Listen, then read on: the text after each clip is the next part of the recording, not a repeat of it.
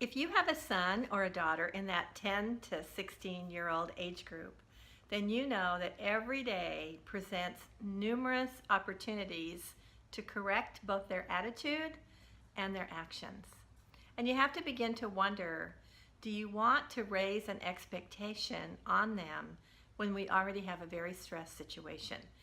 Do we want to expect them to be polite?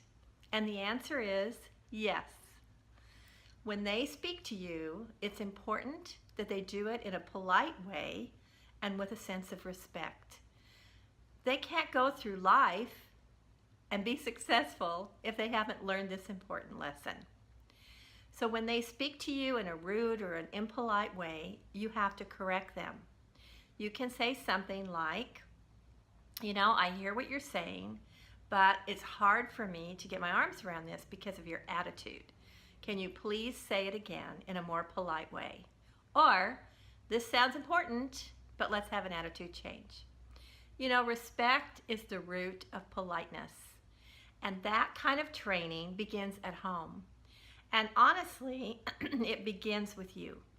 How you speak to your child is going to become the model that they're going to use for their own life. Certainly during these important years, it's very important that you begin to listen to yourself and make sure that how you're addressing your child is both polite and respectful. You can get your point across how you feel about something without being angry, without being disrespectful, without putting them down in some way.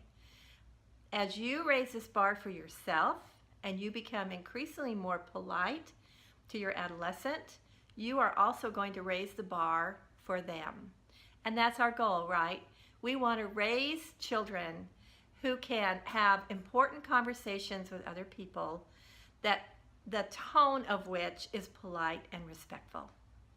I'm Dr. Menton with Anatomy for Kids.